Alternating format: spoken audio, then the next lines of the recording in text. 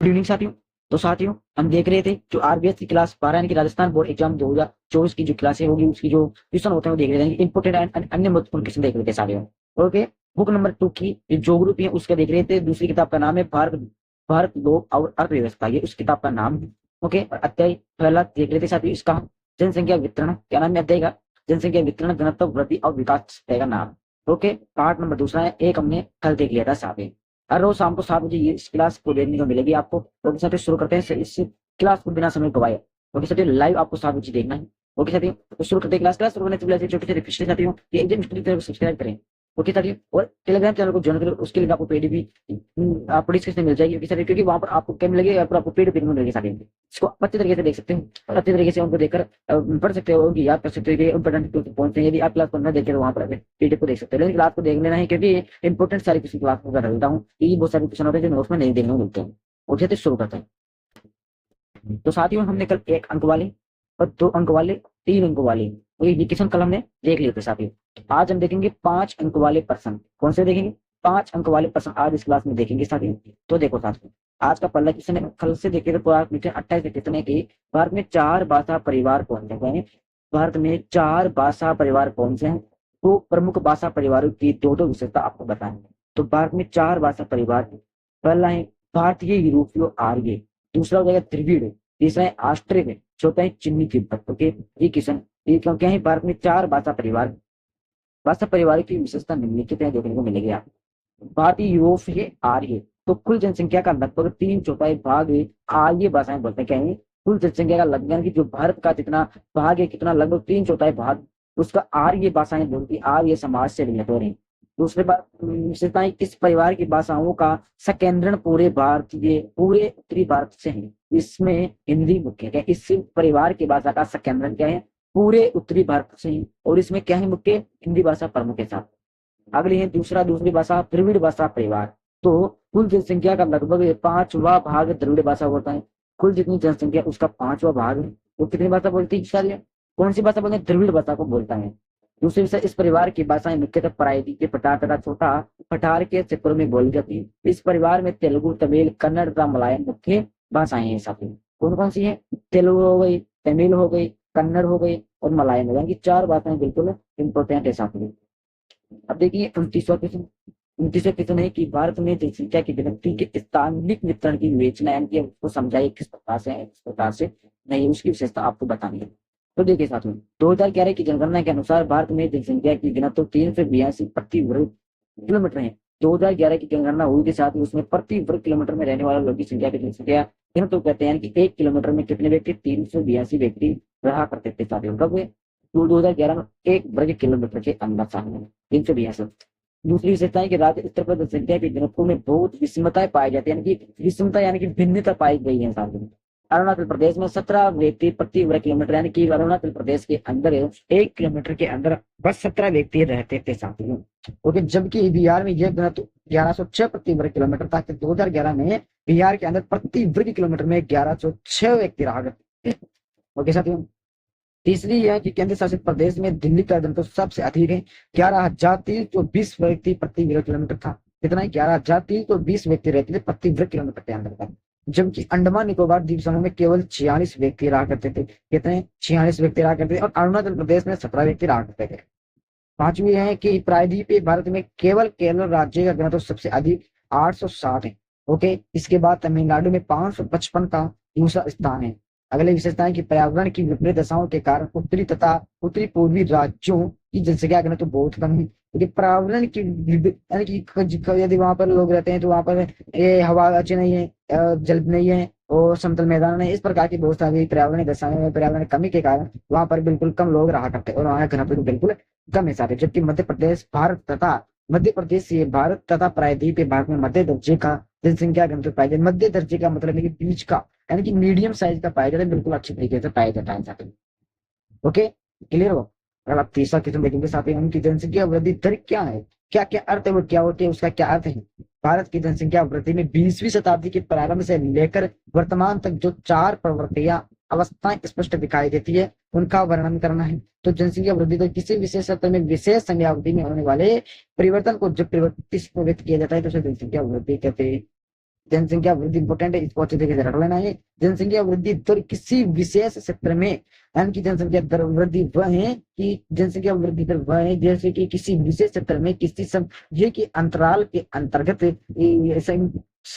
जनसंख्या परिवर्तन में कुछ परिवर्तन होता है, प्रतिशत में कुछ परिवर्तन होता है, कुछ प्रतिशत व्यक्त किया जाता है, इसको जनसंख्या वृद्धि कहते हैं। जनसंख्या वृद्धि दर वह है जिसमें किसी विशेष क्षेत्र में किसी समय के अंतराल में जनसंख्या वृद्धि में या तो ऋणात्मक या धनात्मक परिवर्तन होता हो, उसे जनसंख्या वृद्धि कहते हैं। यानी कि कोई व्यक्ति जन्म दर और मृत्यु दर दोनों होना चाहिए जब जनसंख्या वृद्धि दर कहलाता है।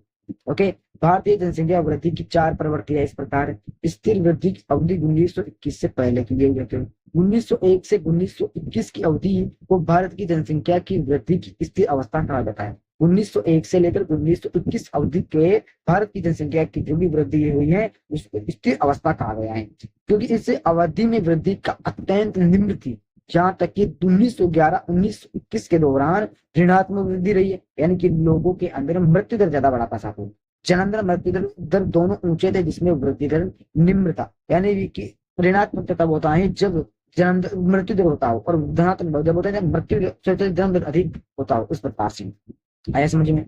दूसरा है निरंतर वृद्धि दर। तो 1901 से लेकर 1951 तक के क्या हुई है, इस अवधि में जनसंख्या वृद्धि निरंतर बढ़ती गई है। निरंतर वृद्धि दर के अंदर सबसे ज्यादा क्या बढ़ती है, वृद्धि जनसंख्या में सबसे ज्यादा बढ़ोतरी हुई है सकती है, क्योंकि स्वास्थ्य सेवाओं में वृद्धि के कारण मृत्यु दर में कमी आई, इसलिए इस अवधि को मृत्यु प्रेरित वृद्धि कहा गया है। अब आपसे सवाल पूछा जाए कि स्वास्थ्य सेवाओं में वृद्धि का वृद्धि कब हुई, तो आप उसको लिखना है 1921 से लेकर 1951 के बीच में सबसे ज्यादा स्वास्थ्य सेवाओं में सबसे ज्यादा वृद्धि हुई। ओके, ये आपको लिख देना है। तीसरा है कि तीव्र वृद्धि की अवधि क्या है, तीव्र वृद्धि, एक मिनट क्या है,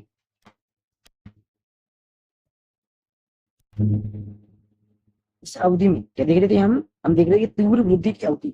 तो इस अवधि को भारत में जनसंख्या विस्फोट की अवधि के नाम से भी जाना जाता है। विकास कार्य में तेजी से बेहतर चिकित्सा सुविधाएं हो चुकी है, बेहतर जीवन के कारण मृत्यु दर में तीव्र ह्रास, यानी कि इसमें जो मृत्यु दर होता है वो बिल्कुल नष्ट हो चुका है, बिल्कुल बिल्कुल कम हो रहा है, और जन्म दर में सबसे ज्यादा वृद्धि होती है, उच्च वृद्धि, यानी कि बहुत ज्यादा वृद्धि होती जा रही। किसी की मृत्यु नहीं होती है बिना किसी भाई ये चीज नहीं है, वो चीज नहीं है। आज इस जमाने में हर चीज की सुविधा मिल रही है चिकित्सा के क्षेत्र के अंतर्गत।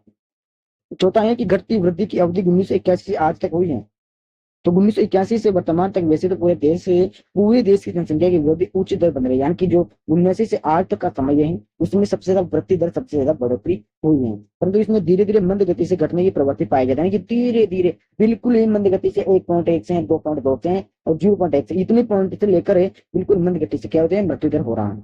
विवाह की औसत आयु में वृद्धि, स्त्रियों की शिक्षा में सुधार, जनसंख्या नियंत्रण के कारण उपायों में इस वृद्धि में मदद करती है, इस वृद्धि को घटाने में। यानी कि ऐसे समय में जो स्त्री रहती है उसकी कितनी उम्र में, 10 से लेकर 15 तक क्या करते थे, शादी करते थे, विवाह करते थे, लेकिन अब 18 प्लस करते हैं। ओके, और दूसरा क्या, स्त्री की शिक्षा के अंदर बहुत ज्यादा क्या हुआ, इसमें बढ़ोतरी, यानी कि अच्छी तरीके से वृद्धि हुई है साथ ही।